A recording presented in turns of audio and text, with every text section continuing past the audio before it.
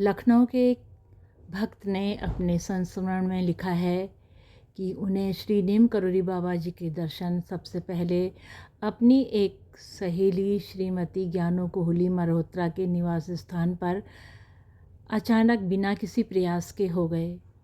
ये कोई सन 1960 की घटना होगी जब वो इंटर में पढ़ती थीं, परंतु उनके स्मृति पटल पर ये आज भी किसी सुंदर पुष्प की भांति ताज़ा है। वो दोनों सहेलियां अक्सर एक दूसरे के घर पढ़ने के लिए जाया करती थीं। उस दिन भी ज्ञानों के लाटूस रोड स्थित घर पर साथ बैठकर पढ़ने के लिए गईं। बाहर ही अपार जनसमूह और ढेर सारी गाड़ियां खड़ी थी। ज्ञानों के आदरणीय पिता स्वर्गीय श्री सूरज नारायण मल्होत्रा का पूरा परिवार ही बाबा जी की सेवा में लगा था। भीड़ भाड़ देखकर उन्होंने मन ही मन समझ लिया कि आज कोई पढ़ाई वढ़ाई नहीं होगी। तब क्या वो जानती थी कि उस दिन वो कितना सुंदर महत्वपूर्ण पाठ पढ़ने जा रही हैं। कई बरस बीत जाने के बाद जब एक दिन उनका मन उद्वेलित और अशांत हुआ तो बाबा के संस्मरण से ही अभूतपूर्व शांति हुई एवं उचित मार्ग भी मिला। उनका विश्वास ही नहीं, दृढ़ विश्वास था कि बाबा हमें छोड़कर कहीं नहीं गए, वरन निरंतर के साथ ही रहते हैं। उस भीड़ में ज्ञानों को ढूंढकर छत पर जाकर पढ़ने का प्रयास कर ही रहे थे कि ज्ञानों को आदरणीय मम्मी जी ने कार्यवश नीचे बुला लिया। परीक्षा सिर पर थी और ज्ञानों और उनकी पढ़ाई में इस तरह की बाधा उन्हें बहुत ही बुरी लग रही थी। काफ़ी समय के बाद जब उनकी सहेली पलट कर नहीं आई तो उसे बुलाने के लिए वो स्वयं नीचे पहुंच गई। ज्ञानों की माँ से पूछा तो कहने लगी, अरे पढ़ाई तो रोज़ करती है, जाकर उस कमरे में बाबा जी के दर्शन कर ले, ज्ञानों भी वहीं बैठी है।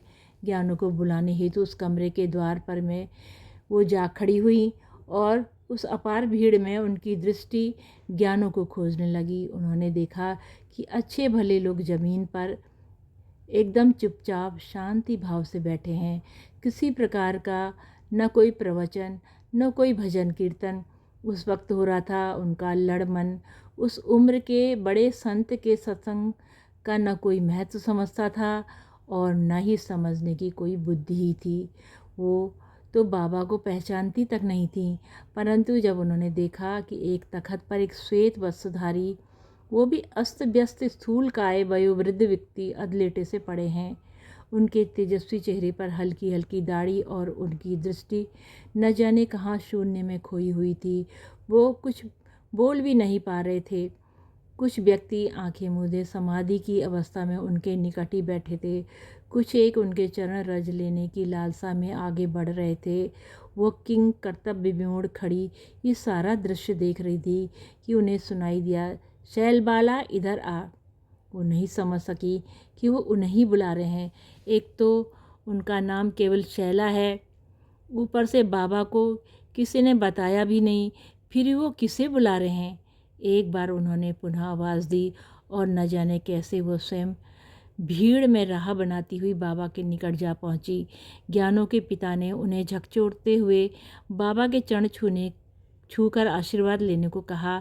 इतने में बाबा ने उनकी हिचकिचाहट जानबूझकर मुस्कुराते हुए कहा, ये पैर नहीं छुएगी, ये मेरे पाँव दबाएगी। वो इस महत्ता को न समझते हुए अनमने मन से उनके पांव दबाने लगी और मनी मन क्रोधित हो रही थी कि अच्छा पढ़ने को आए थे और यहाँ बैठकर पैर दबा रहे हैं। इतने में बाबा ने सिर पर हाथ रखकर कहा, बड़ा गुस्सा है, थोड़ा समय भक्ति भजन में भी लगाया कर। जा, तुझे मेरा आशीर्वाद है, तूने मेरे पैर दबाए हैं, तू कुछ नहीं मांगेगी। उस भला उस समय क्या मांगती। कच्ची उम्र में न तो कोई बड़ी इच्छा ही थी, न कोई चिंता, न कोई महत्वाकांक्षा, परंतु बाबा के आशीर्वाद से उनमें एक नई आस्था जागृत हुई और जाने और अनजाने में एक छोटी सी भगत बन गई। उस घटना के पश्चात अनेक बार उन्होंने अपनी सहेली के घर, कभी हनुमान सेतु के निकट पुराने और नई मंदिर में, कभी कभी स्वप्न में भी बाबा के दर्शन किए। संकट की घड़ी में हर बार अपार शांति की अनुभूति हुई। उनका विश्वास था कि आज मैं जो भी हूँ, जैसी भी हूँ बाबा की कृपा से ही हूँ।